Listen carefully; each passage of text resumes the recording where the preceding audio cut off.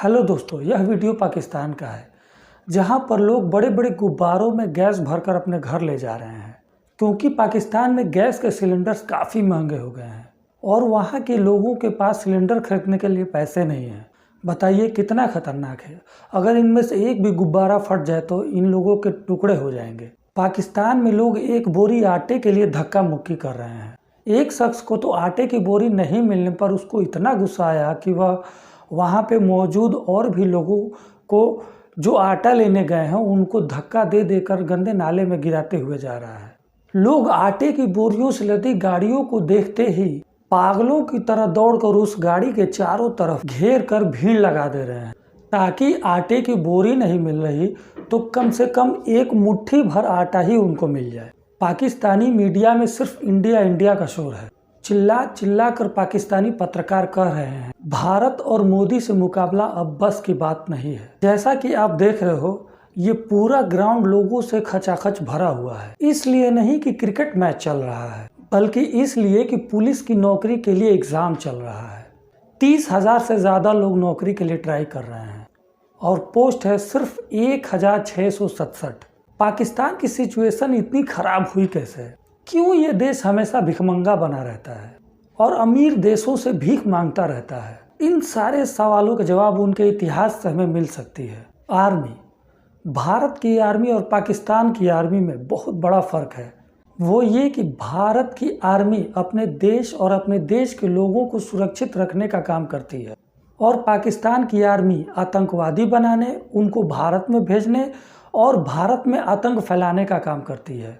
पाकिस्तान की आर्मी के जनरल के पास पाकिस्तान के प्रधानमंत्री से भी ज़्यादा पावर है। यह हुआ कैसे? इसको जानने के लिए हम पहले 76 साल पीछे चलते हैं। 1947 को भारत 2 देशों में तब्दील हुआ जिसमें एक पाकिस्तान एक भारत बना। इसके 2 महीने बाद ही पाकिस्तान अपने आप को स्टेबलिश करने के बजाय कश्मीर को हड़पने के लिए भारत पर अटैक कर दिया जिसे हम कश्मीर वॉर के नाम से जानते हैं। इस वॉर का पाकिस्तान पे बहुत बड़ा इम्पैक्ट पड़ा जिसके परिणाम स्वरूप पाकिस्तान की आर्थिक हालत खराब हो गई और पाकिस्तान की सरकार डर डर कर जीने लगी कि भारत हम पर कभी भी अटैक कर सकता है। यह डर पाकिस्तान की सरकार पर इतना हावी हो गया कि शुरुआती दिनों में उनका 70% बजट अपने इंफ्रास्ट्रक्चर्स को मजबूत करने के बजाय आर्मी पे खर्च करने लगा। जैसे जैसे पाकिस्तानी आर्मी पावरफुल होती गई, पावर शिफ्ट होने लगी सरकार से आर्मी की तरफ और इसी पावर शिफ्टिंग की वजह से 1954 में कुछ ऐसा हुआ जिसने पाकिस्तान को 1954 से लेकर अब तक गहरे घने अंधेरे में ढकेल दिया। पाकिस्तान के तब के गवर्नर जनरल ने असेंबली को भंग कर दिया। उन्होंने ये कहा कि असेंबली पाकिस्तान के लोगों को सही तरीके से रिप्रेजेंट नहीं कर पा रही। इस घटना से कुछ ही दिनों पहले गवर्नर जनरल ने पाकिस्तान के प्रधानमंत्री को अपने पद से हटा दिया था। यह मामला हाईकोर्ट गया। इस मामले में हाईकोर्ट ने गवर्नर जनरल को कहा कि आप असेंबली भंग नहीं कर सकते। उसके बाद यह मामला सुप्रीम कोर्ट में गया लेकिन सुप्रीम कोर्ट ने गवर्नर जनरल के पक्ष में अपना ऑर्डर दिया और इस घटना को लीगल ठहराया। इस ऑर्डर को पाकिस्तान की आर्मी बार बार इस्तेमाल करने लगी वहाँ की सरकार गिराने के लिए और अपना मजबूत पकड़ सरकार पर बनाए रखने के लिए किया। इसके परिणाम स्वरूप पाकिस्तान की आवाम ने 32 साल मिलिट्री रूल में बिताए। एक के बाद एक अलग अलग जनरल्स ने वहाँ के प्रधानमंत्रियों को अपने पद से हटाते रहे और पावर अपने हाथ में लेते रहे, जिस वजह से पाकिस्तान के लोगों का भी सोच ऐसा ही बनता गया कि सरकार से तो अच्छा आर्मी देश चला रही है। दोस्तों, देश चलाना सरकार का काम होता है और देश को विकसित करना सरकार का काम होता है, जबकि आर्मी का काम देश को सुरक्षा करना होता है, अपने देश की सीमाओं की रक्षा करना होता है ताकि उस देश की जनता अपने आप को सुरक्षित महसूस कर सके।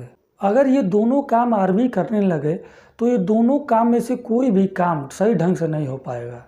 यही काम पाकिस्तानी आर्मी करती है। वहाँ प्रधानमंत्री तो बनाए जाते हैं पर वहाँ के प्रधानमंत्री को जनता सेलेक्ट नहीं करती, वहाँ की आर्मी सेलेक्ट करती है। वहाँ की आर्मी पूरी दुनिया में ये दिखाती है कि पाकिस्तान के प्रधानमंत्री वहाँ की जनता अपने वोट देकर सेलेक्ट करती है, पर यह सब झूठ है। वहाँ की जनता वोट तो देती है पर वहाँ प्रधानमंत्री उनके दिए हुए वोटों से नहीं बल्कि आर्मी के पसंद से बनते हैं। मन किया तो इसे बना दिया, अब ये पसंद नहीं तो इसे हटाकर दूसरे को बना दिया। पाकिस्तान के प्रधानमंत्री देश चलाने के लिए नहीं सेलेक्ट होते हैं बल्कि विदेशों में जाकर भीख मांगने के लिए सेलेक्ट होते हैं। वहाँ की पार्टियां एक दूसरे को ही नीचा दिखाने में लगी रही, अपने देश को आगे बढ़ाने के लिए किसी का भी फोकस नहीं था। 2009 में सुप्रीम कोर्ट ने अपने पुराने दिए हुए ऑर्डर को वापस ले लिया था, लेकिन तब तक बहुत देर हो चुकी थी, क्योंकि वहाँ की सरकार पर आर्मी की इतनी पकड़ बन चुकी थी कि अब तक वहाँ की सरकार इससे उबर नहीं पाई और आज भी वहाँ की सरकार अनस्टेबल है, कभी भी गिर सकती है और बाकी देशों के पाकिस्तान को दिए हुए मदद का कोई फ़ायदा नहीं होता है। तो दोस्तों, आज की यह वीडियो यहीं तक थी। उम्मीद है आपको यह वीडियो पसंद आई होगी। दोस्तों, इन वीडियोस को बनाने में काफ़ी मेहनत लगती है। दोस्तों, प्लीज़ चैनल को सब्सक्राइब कर दीजिएगा, वीडियो को लाइक और शेयर ज़्यादा से ज़्यादा करके अपना सपोर्ट देते रहिएगा। आगे मैं और भी वीडियोस लाता रहूँगा। नमस्कार।